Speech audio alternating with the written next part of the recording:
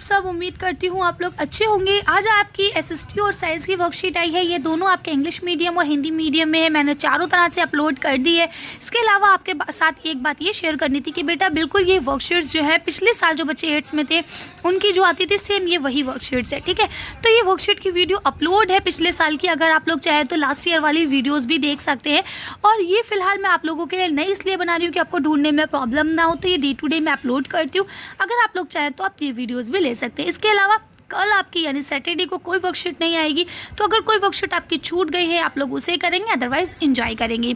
चलिए तो पढ़ना शुरू करते हैं। पहले आप लोग इसे अच्छे से लेबल करेंगे, डेट डाल देंगे, सब्जेक्ट्स, और आज आपको पार्ट 1 संसाधन पढ़ना है ज्योग्राफी का। ठीक है, क्लास लिखेंगे, अपना नाम, अपने टीचर का नाम लिख लेंगे। इसके अलावा वर्कशीट नंबर 2 है, ये लिख लेंगे। आज हम लोग क्या पढ़ेंगे, प्राकृतिक संसाधन के बारे में पढ़ेंगे। तो चलिए पढ़ना शुरू करते हैं। तो देखिए क्या लिखा है वर्कशीट 8 में। हमने जाना था कि वैसे सभी चीज़ें जिनकी कुछ उपयोगिता अथवा प्रयोजन होता है वे संसाधन कहलाती हैं। इस उपयोगिता का कोई आर्थिक मूल्य हो या आवश्यक नहीं। ठीक है, यानी जो भी चीज़ हम यूज़ कर रहे हैं ज़रूरी नहीं है कि उसकी कोई प्राइस वैल्यू भी हो। ठीक है, जैसे मान लीजिए अब क्या बताया है, मनोरम भूदृश्य का कोई आर्थिक महत्व नहीं है, यानी कि वो चीज़ जो हमें लुभा रही है भूदृश्य ज़मीन की, उसका कोई महत्व नहीं है। लेकिन वही अगर धातु या जीवाश्म ईंधन हो तो उसका आर्थिक मूल्य होता है। ठीक है, दोनों ही हमारे लिए महत्वपूर्ण संसाधन है। क्या बोलते हैं, अब प्रश्न उठता है कि क्या सभी संसाधन जो हमें पिछली वर्कशीट में वर्गीकृत किए गए थे एक जैसे स्रोत से प्राप्त होते हैं या अलग अलग स्रोत से। तो आपको आंसर लिखना है अलग अलग स्रोत से प्राप्त होते हैं। किससे प्राप्त होते हैं, अलग अलग, क्योंकि सबका अलग अलग स्रोत है। पेट्रोलियम कहीं और से निकाला जाता है तो सोना चांदी कहीं और से निकालते हैं, है ना। चलिए आगे देख लेते हैं अब क्या लिखा है इसमें इन्होंने आगे।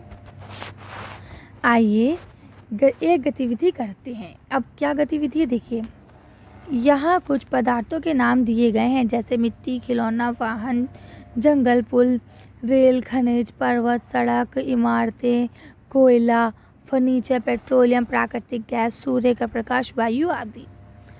आप इनमें और भी कुछ जोड़ सकते हैं। इसके अलावा भी अगर आप कुछ जोड़ना चाहें तो जोड़ सकते हैं, क्योंकि ये आदि लिखा हुआ है ना।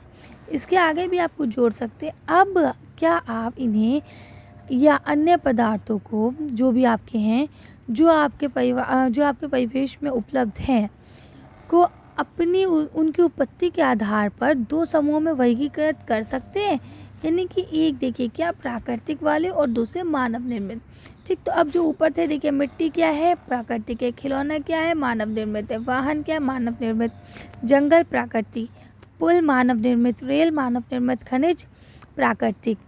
तो देखिए यहाँ में साथ के साथ लिख लिए हैं हमने, है ना। पर्वत प्राकृतिक, सड़क मानव निर्मित, इमारत मानव निर्मित, कोयला प्राकृतिक, फर्नीचर मानव निर्मित, ये पेट्रोलियम प्राकृतिक है, प्राकृतिक गैस प्राकृतिक है, सूर्य का प्रकाश प्राकृतिक है, वायु प्राकृतिक है। ठीक है, तो इस तरह से हमने देखिए यहाँ लिख लिया। तो इस तरह से ये टेबल आप भी बना लेंगे। आगे चलते हैं। अब पहले कॉलम में हमारे द्वारा लिखे गए पदार्थों के बारे में आपको क्या पता चलता है। पहला क्वेश्चन में पूछा क्या ये हमारे लिए उपयोगी है। हाँ, ठीक है। इन पदार्थों में क्या एक जैसी बात है कि ये सारे प्राकृतिक के द्वारा दिए गए हमारे उपहार हैं, है ना। तो प्राकृतिक का उपहार है, तो इस पर आप टिक कर लेंगे। अब लिखा है इससे हम क्या सारांश निकाल सकते हैं।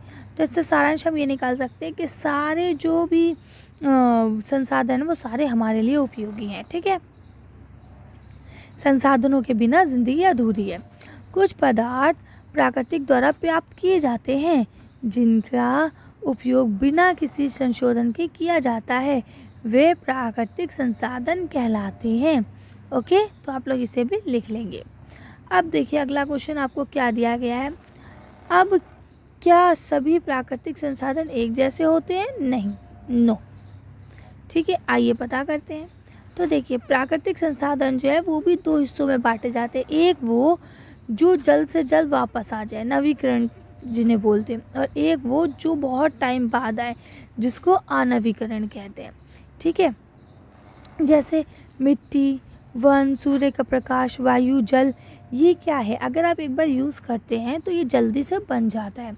लेकिन क्या आपने ऐसा देखा कि कोयला यूज़ करा हो या पेट्रोलियम, यानी कि आपके जो भी पेट्रोल वगैरह हैं या प्राकृतिक गैस जो आपने यूज़ करी हो, क्या वो इतनी आसानी से वापस आती है? कभी नहीं आती। ठीक है, तो प्राकृतिक संसाधन में 2 प्रकार के होते हैं, एक होते हैं नवीकरण और दूसरे होते हैं अनवीकृत। ठीक है, नवीकृत में क्या होता है कि वो दोबारा से जल्दी बन जाते हो, और अनवीकृत में वो दोबारा से बहुत टाइम लेते हैं बनने में। अब क्या लिखा है, उपयोग का अवलंबन करने पर हम ये कह सकते हैं, क्या कह सकते हैं? देखिए, कुछ प्राकृतिक संसाधन जो प्राकृतिक असीमित मात्रा में उपलब्ध है, यानी कि ऐसे साधन जो असीमित मात्रा में, यानी जिसकी कोई सीमा नहीं, हम जितना दिल चाहे यूज़ कर सकते हैं और शीघ्र ही नवीकृत हो जाती है, यानी और जैसे ही हम उसे यूज़ करते हैं वो दोबारा से बन जाते हैं। ठीक है, नवीकरणीय संसाधन कहलाते हैं।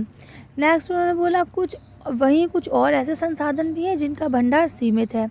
ठीक है, यानी उनको लिमिटेड यूज़ करना है, वो ख़त्म हो जाते हैं और उसके बाद उन्हें पूर्ण बनाने में, यानी दोबारा उन्हें बनने में कम से कम हज़ारों वर्ष लग जाते हैं, तो ये अनवीकरण संसाधन कहलाते हैं। ठीक है, अब क्या लिखा है, वैसे इस बात का ध्यान रखना चाहिए कि नवीकरण संसाधनों का लापरवाही से प्रयोग करने पर वो भी ख़त्म हो सकते हैं। ऐसा नहीं है कि अल्लाह मियाँ ने हमें या गॉड ने हमें या भगवान ने हमें फ्री में दे दिए, अगर हम उनका भी फालतू में यूज़ करेंगे तो एक दिन वो भी ख़त्म हो जाएंगे। जैसे जल या मिट्टी असीमित मात्रा में उपलब्ध है, लेकिन अगर हम इसका लापरवाही से उपयोग करेंगे तो ये उपयोग करने के लायक नहीं बचेगी, ख़त्म नहीं होगी लेकिन उपयोग करने के लायक नहीं बचेगी। ठीक है, अब आपका पहला क्वेश्चन क्या, प्राकृतिक संसाधन क्या होते हैं, कुछ उदाहरण देके लिखिए। तो देखिए, अब आप पहले यहाँ से लेके इस जगह तक लिख लेंगे। ठीक, और उदाहरण के लिए यहाँ से आप जितने दिल चाहे उदाहरण लिख सकते हैं प्राकृतिक संसाधन के। ठीक है, चलिए आगे देखते हैं अगला क्वेश्चन आपका। अगला क्वेश्चन है, नवीकरणीय और अनवीकरणीय संसाधनों के बीच उदाहरण सहित अंतर स्पष्ट कीजिए। तो देखिए, नवीकरणीय ये है, आप यहाँ से लिख लेंगे, अनवीकरणीय ये है तो यहाँ तक आप लिख लेंगे, और उदाहरण के लिए नवीकरणीय में ये लिख देंगे और अनवीकरणीय में ये उदाहरण आप लोग दे देंगे। ठीक है, चलिए आगे चलते हैं। अब आपका अगला क्वेश्चन है, निम्न प्राकृतिक संसाधनों को नवीकरण और अनवीकरणीय संसाधन में वर्गीकृत कीजिए। अब देखिए, कोयला क्या है, अनवीकृत है। ठीक है, टाइम लगता है इसे बनने में। और वन क्या है, नवीकृत है। लोहा क्या है, नवीकृत है। ठीक है, जल क्या है, नवीकृत है। सूर्य का प्रकाश क्या है, नवीकृत है, फटाफट बन जाते हैं। पेट्रोलियम अनवीकृत है। वायु नवीकृत है। ठीक है, तो इस तरह से आप लोग इसको 2 हिस्सों में बांटेंगे, नवीकरणीय और अनवीकरणीय। ठीक, और इसमें जो नवीकरणीय उनको नवीकरणीय और जो अनवीकरणीय उनको अनवीकरणीय के कॉलम में आप लोग लिख लेंगे। नेक्स्ट क्वेश्चन आपसे पूछा गया, मीठे पानी के स्रोत के ख़त्म होने के बाद पृथ्वी पर जीवन, यानी मीठा पानी का मतलब ये होता है पीने वाला पानी। वैसे तो धरती पे 71% पानी है, लेकिन वो सारा खारा पानी है। तो वही पूछते, पीने का जो पानी है वो ख़त्म हो रहा है, तो उसके बाद पृथ्वी पे क्या जीवन होगा, इसके ऊपर एक कहानी आपको लिखनी है कल्पना करके। ठीक, तो ये सवाल आप लोग खुद करेंगे। जैसे एग्जाम्पल के तौर पे आप ऐसे करेंगे कि लोग पानी से मर रहे हैं या पानी ख़त्म हो गया तो आप लोग क्या कर रहे हैं, तो इस पर आप लोग अच्छे से अपनी कहानी बना लेंगे। ठीक है, तो आज की वीडियो को हम लोग यहीं ख़त्म करते हैं। आज की वर्कशीट में बस इतना ही। अगर आपको ये वीडियो पसंद आई तो प्लीज़ इस लाइक को शेयर करें। अगर अभी तक आपने हमारे चैनल को सब्सक्राइब नहीं किया तो प्लीज़ हमारे चैनल को सब्सक्राइब करें। Thank you for watching.